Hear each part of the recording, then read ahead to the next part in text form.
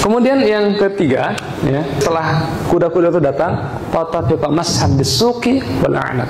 Lalu kakinya dielus-elus, dielus apa ya?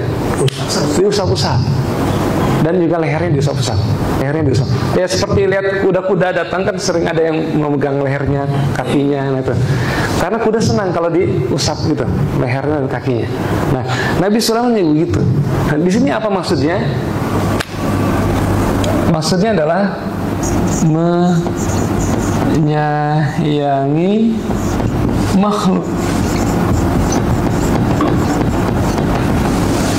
Bapak Ibu, menyayangi makhluk itu jalb rezeki, menarik rezeki. Ya, mengejar cahaya jelas tadi menarik dunia. Kita kejar Allah, dunia akan ikut. Kita tidak benci harta, kita sedekah juga sama, menarik rezeki juga. Gitu kan? Ada orang sedekah yang tadinya tuh sakit jadi sehat. Memang tidak masuk akal. Dan hidup ini memang tidak harus semua masuk akal. Ya. Ya. Dan banyak sekali misteri Allah ungkapkan di kehidupan ini agar kita tuh betul-betul fokus hanya Allah saja ini yang punya rencana, Allah saja menggerakkan ini saja. Nah, yang kita hanya bisa lepas saja. Gitu. Nah, kemudian menyayangi makhluk sama, menyayangi makhluk itu menarik rezeki yang sangat luar biasa. Ya, Bapak Ibu, di dalam Islam ya ada namanya. Ustaz, ditanya. Oh ya, silakan. Dalam satu lagi tafsirnya, Nabi Sulaiman dia memotong kaki dan leher kuda kerana dia lupa tentang mengingati Allah SWT. Dan oleh sebab itu diberikan Allah kekuasaan untuk berjalan dengan sebatas angin dan sebagainya. Ya, betul. Yang mana? Itu betul. Ada tafsir mengatakan fatafiqa mashan bisuq karena ini adalah melalaikan Nabi Musa dari sholat sampai dia terhijab. Ya, terhijab dari sampai lupa waktu. Nah, ternyata sudah maghrib kan gitu ya, belum sholat asar. Nah, ceritanya begitu.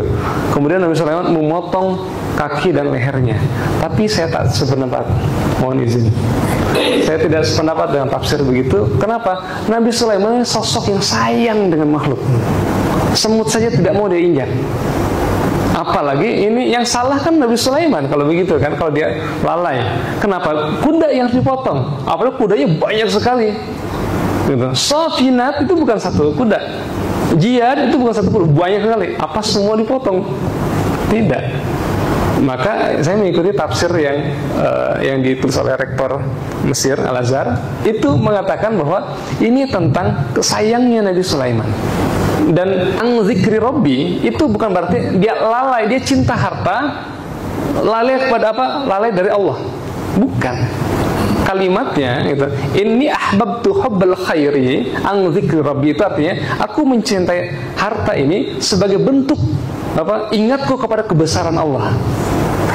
Nah, sedangkan dalam tafsir yang lain, ya, saya baca juga itu, gitu. Aku mencintai harta, gitu kan, sampai aku lalai dengan Allah.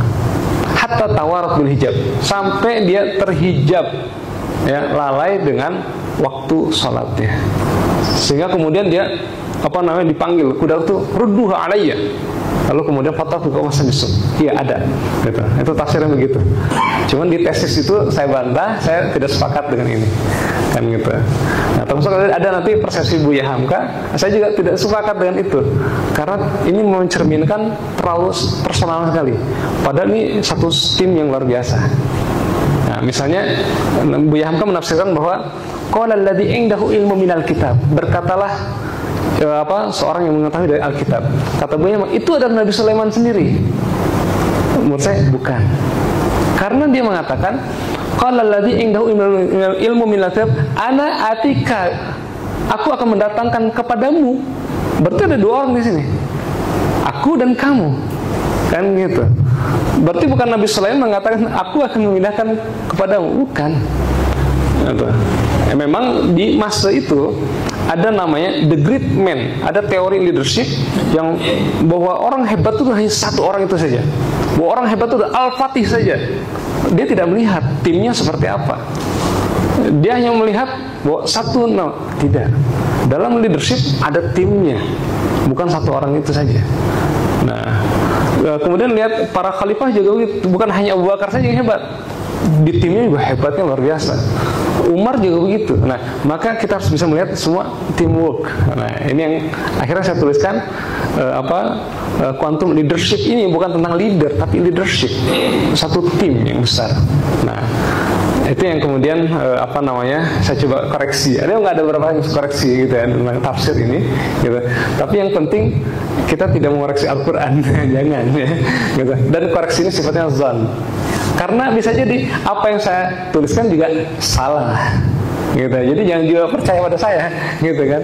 Yang penting kita percaya kepada Al-Quran, gitu ya. Gitu saja. Nah, jadi terkait dengan ini, Nabi Sulaiman itu ada sosok yang sayang. Di dalam Islam, ya, ukhuwah itu ada 5. Ya. Ukhuwah ada 5. Pertama adalah ukhuwah Islamiyah. Ini ukhuwah paling tinggi. Innamal mu'minuna ikhwatun. Semua orang beriman itu bersaudara. Mau dari negara manapun, itu dia bersaudara. Nah, kita sepakat dalam hal ini. Yang kedua, ada ukhuwah basyariyah.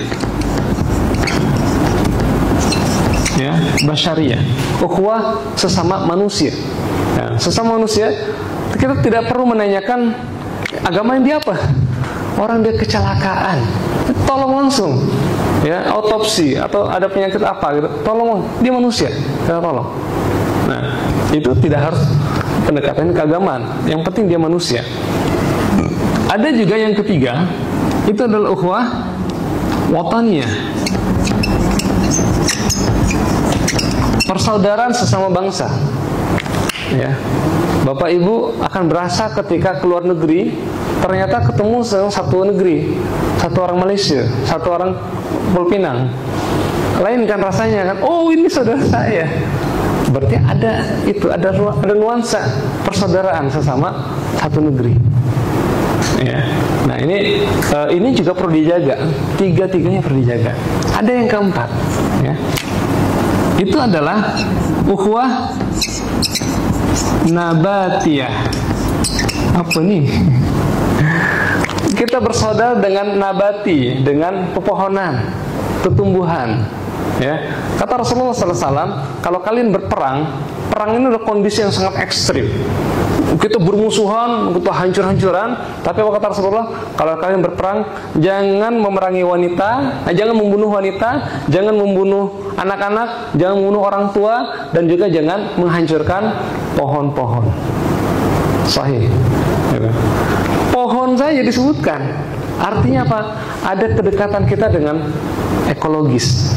Ini harus dijaga. Gitu. Nah, di sini namanya ukhuwah nabatiyah. Yang kelima, itu adalah ukhuwah hayawaniyah. Artinya bukan persaudaraan sesama hewan, bukan. Kita bukan hewan. Ya. Ada ilmu biologi mengatakan kita ini dari kera kan gitu. Tidak. Apa artinya? Kita bersaudara dengan makhluk-makhluk Allah yang lainnya dan hewan-hewan. Gitu ya. Gitu. Nah, karena kita bukan hewan ya, bukan sesama hewan. Jadi kita bukan hewan, tapi bersaudara. Apa kata Rasulullah? Kalau kalian mau menyembelih, maka tajamkan pisaunya. Karena kalau tumpul itu menyiksa hewan itu sendiri.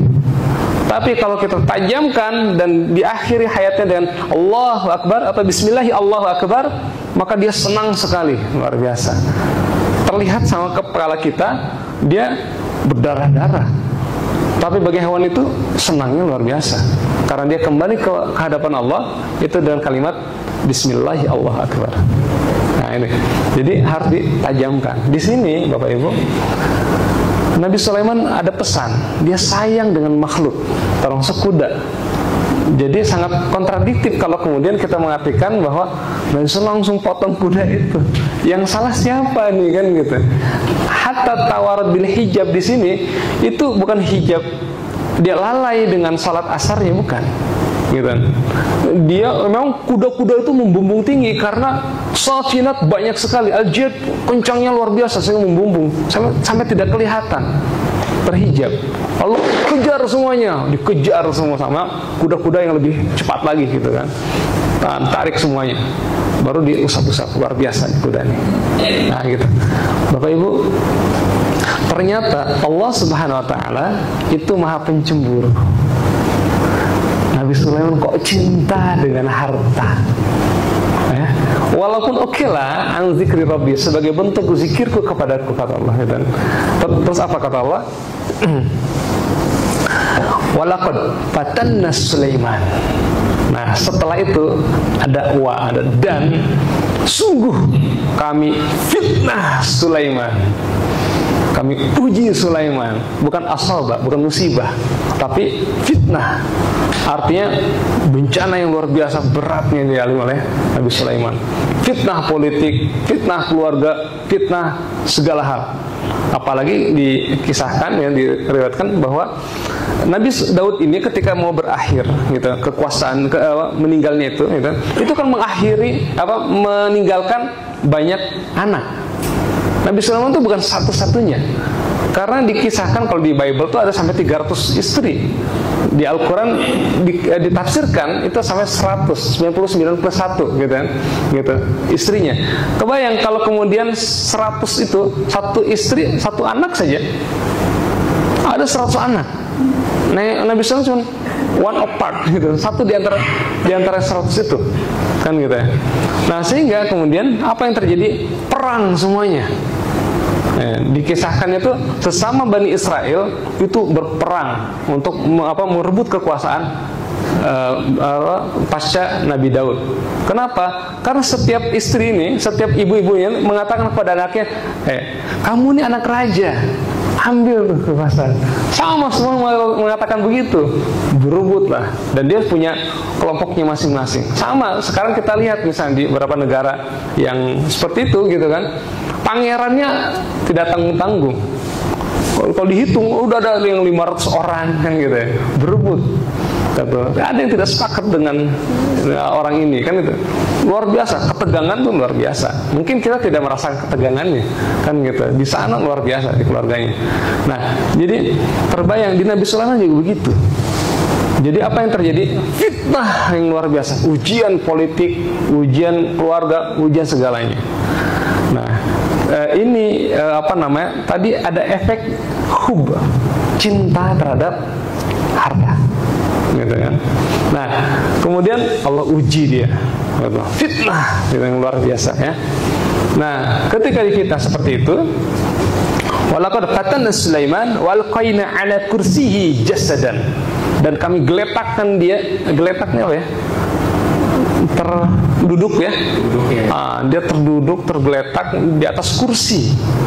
Ya wajar kalau duduk di atas kursi mungkin wajar, tapi ini terlentang jasadan. Nah, kalimat yang diambil di Al-Quran ini adalah menggunakan isim masdar, gitu kan? Jasadan, menegaskan, tinggal jasadnya saja. Masih ada ruhnya, tapi kenapa Allah menekankan jasadnya saja? Sampai habis impiannya, tidak ada lagi visi, tidak ada lagi misi, tidak ada lagi rencana hidupnya, udah kosong hidupnya, tinggal jasadnya saja, terkuras karena peperangan yang luar biasa. Nah, itu kenapa? Ya itu tadi, hati-hati dengan menyukai kendaraan, kemudian dia pamerkan. Itu orido pameran kan, itu dipamerkan kehebatan kuda-kudanya itu. Wah, ini luar biasa, anak raja biasalah kan, gitu. Nah, tapi sejak awal Allah sudah mengklaim ni'mal abdu, ini hamba senikmat-nikmat hamba. Nah, tetap Allah akan istimewakan, di akhirnya akan istimewa. Tapi ada saatnya, ada siklusnya kan, melesat lagi dia. Tapi harus diturunin ke bawah dulu, ibarat bola, banting dulu ke bawah, nanti akan mantul lebih kuat, gitu kan. Nah, itu yang dialami Nabi Sulaiman, sampai jasadnya saja, istilahnya dalam kondisi lockdown, ya, tidak ada komunikasi lagi, mau apa lagi tidak ada. Terus apa yang dilakukan Nabi Sulaiman? Nah, ini